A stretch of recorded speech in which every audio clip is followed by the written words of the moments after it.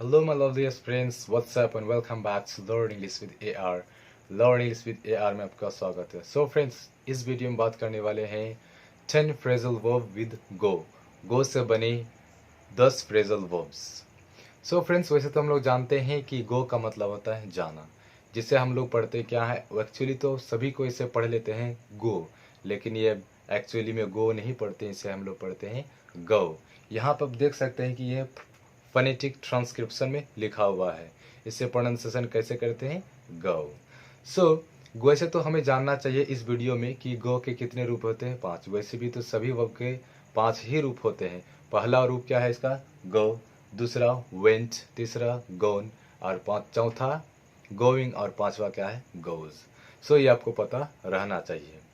सो हम लोग डिस्कस करेंगे पहला पॉइंट में कि go about. Right. Go about का मतलब होता है चलना फिरना या फिर में लगे रहना. राइट. सो एक एग्जांपल के थ्रू समझते हैं. जैसे कि she goes about her work with a smile. क्या कह रहा है यहाँ पे? She goes. सी क्या है? सिंगुलर सब्जेक्ट है, यानी कि सिंगुलर प्रोनाउन है. उसके साथ हम लोग क्या वर्ब के 5वां रूप यूज करते हैं. जैसे कि आप देख सकते हैं कि गो का 5वां रूप क्या है? गोज है. सो सी गोज अबाउट. यहाँ पे जैसे चेंज हो रहा है गो अबाउट, तो क्या होगा यहाँ पे? Goes about. तो सी गोज अबाउट में लगी है. कैसे? हर वर्क, उसके काम में वो लगी हुई है. With a smile. आप चाहो तो आप यहाँ तक भी आप बना सकते हैं, इससे आगे आप नहीं जा सकते मान लीजिए, तो आप यहाँ तक भी रख सकते हैं. तो सो क्या होगा कि she goes about her work, वो अपने काम में लगी हुई है. विद अ स्माइल, खुशी से, स्माइल से. She goes about her work with a passion, वो अपने पैशन से, जुनून से अपना काम में लगी हुई है. उसी प्रकार आप आगे भी बोल सकते हैं Rohan goes about his work with a smile with a passion. So next है हमारा कि गो अहेड. गो अहेड का मतलब होता है कार्य जारी रखना या आगे बढ़ते रहना. कोई भी काम आप स्टार्ट करते हैं उसी में लगे रहते हैं, उसी में आप जारी रहते हैं. सो वहां पे किसका प्रयोग करेंगे? गो अहेड का. राइट. सो एक एग्जांपल है कि आई हैव डिसाइडेड, मैंने डिसाइड कर लिया है, टू गो अहेड, आगे बढ़ने के लिए, विद दिस प्लान, इसी प्लान में हमको काम करना है. मैंने क्या बोला कि आई हैव डिसाइडेड, मैंने डिसाइड कर लिया है, टू गो अहेड, आगे बढ़ने का, विद दिस प्लान, इस प्लान पे. यानी कि आप इसी प्लान पे क्या करें? काम कंटिन्यूस करेंगे, जारी रखेंगे. सो आप समझ गए यहाँ पे गो अहेड. नेक्स्ट है सर तीसरा नंबर में गो आफ्टर. गो आफ्टर का मतलब पीछा करना. आप जैसे कि कुत्ता किसी का पीछा करता है, आदमी भी किसी का पीछा करता है. ठीक है. तो गो आफ्टर का मतलब होता है पीछा करना. एक एग्जांपल के थ्रू समझते हैं.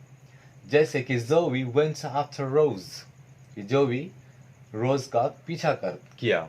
जोवी ने रोज का पीछा किया. टू मेक श्योर, पता लगाने के लिए कि सी वॉज अनहैप्पी, कि वह नाखुश है कि खुश नहीं है, इस बात का पता लगाने के लिए. आप चाहो तो आप यहाँ तक भी सेंटेंस को रख सकते हैं. जैसे कि आई वेंट आफ्टर रोज, मैंने रोज का पीछा किया. उसी प्रकार कि ही वेंट आफ्टर रोज, वह रोज का पीछा किया. इसी प्रकार आप आगे भी आप जोड़ सकते हैं. राइट. सो चौथा नंबर में कह रहा है कि गो अवे विद, लेकर चले जाना. कोई भी सामान लेकर कोई आदमी अगर चले गया तो उसमें हम लोग प्रयोग करेंगे गो अवे विद का. हो सकता है कि वो भूल से लेके चले गया हो या फिर इंटेंशनली, इरादे से लेके गया हो. एक एग्जांपल के थ्रू समझते हैं.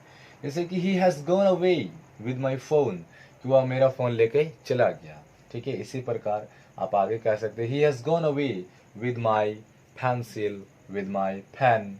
He has gone away with my T shirt, वह मेरे टी शर्ट लेके चले गए. इसी प्रकार आप आगे भी प्रैक्टिस कर सकते हैं. राइट. सो पांचवा नंबर कह रहा है कि गो एट. गो एट का मतलब होता है में लग जाना या फिर आक्रमण करना. सो एक एग्जांपल है कि आ डॉग वेंट एट मी, कि एक कुत्ता ने मुझ पर आक्रमण कर दिया. एस्टरडे नाइट, यानी कि पिछली रात में, कल रात में एक कुत्ता ने मुझ पर क्या कर दिया? आक्रमण कर दिया. सो आ डॉग वेंट एट मी.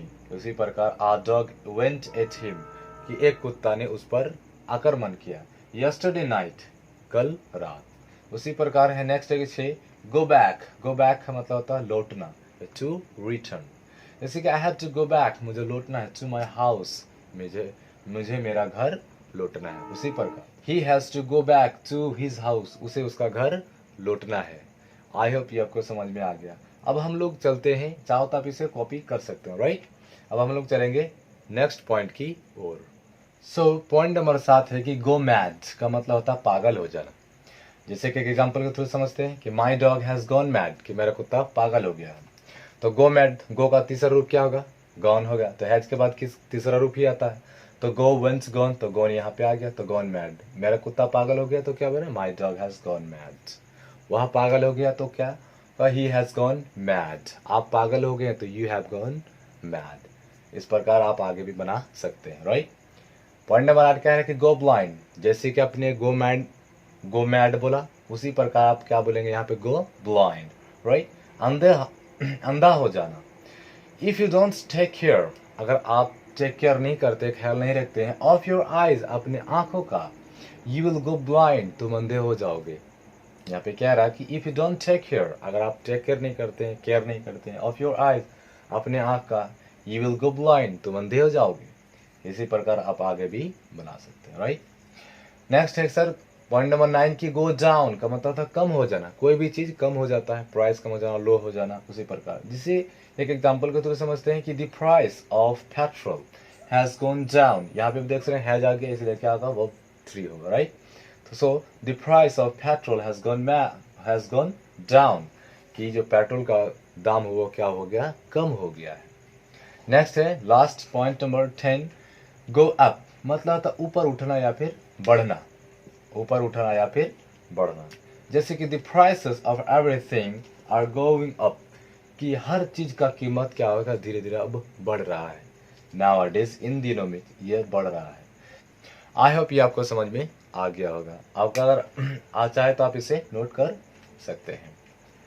अगर ये आपको समझ में आ गया तो प्लीज़ लाइक करना और चैनल को सब्सक्राइब करना ना भूलिए फ्रेंड्स। सो फ्रेंड्स, मिलते हैं अगले वीडियो में। जय हिंद।